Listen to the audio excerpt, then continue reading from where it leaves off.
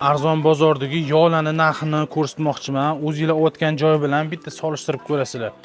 1 litrli paxta yog'lari 20 ming so'mdan boshlanadi. Bondi butiki 21 ming so'm. Mana bu yerda Qozog'istonniki bor 20 ming 500 so'm, Sadbark 21 ming so'm.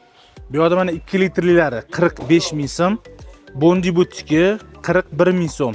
Bu yerda mana Shafaq 40 ming so'm. Bu yerda 5 litrlilari 93.500 dan boshlanadi.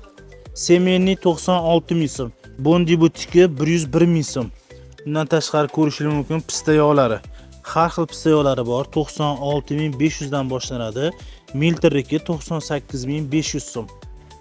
Mana bu yerda Zatiya 1.8 litrligi 43 ming so'm.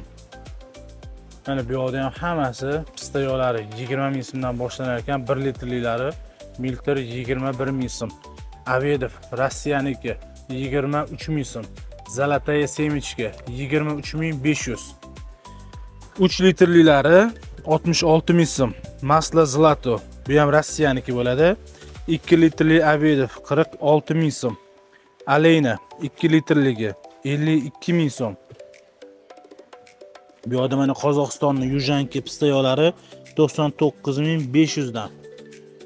Zaytun yog'lari, bular qo'rish uchun mo'ljallangan zaytun yog'lari.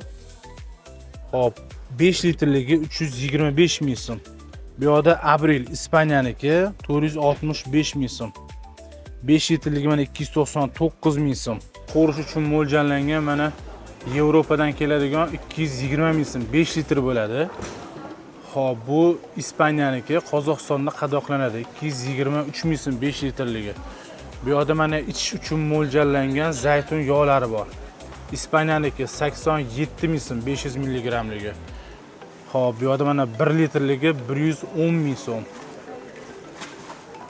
Mana ko'rishingiz mumkin, 112 ming so'm ekan. Bu ham 1 litr. Har xillari bor ekan. Narx-navolarni ko'rib chiqsanglar bo'ladi. Bu ichish uchun mo'ljallanganlari.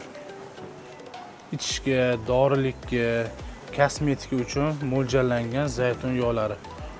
Arzon bozorda yana qaysi mahsulotlarni obzor qilib berishimizni xohlaysizlar, buni kommentariyada yozib qoldiringlar. Arzon bozorga kelib, uylar uchun barakali bozorlik qilsanglar bo'ladi. Bizning manzilimiz Toshkent shahri Yangi Toshmin postidan o'tishinglar bilan 200 metrdan keyin o'ng qo'lingizda Arzon bozor deb yozilgan. Hammanglarni kutamiz.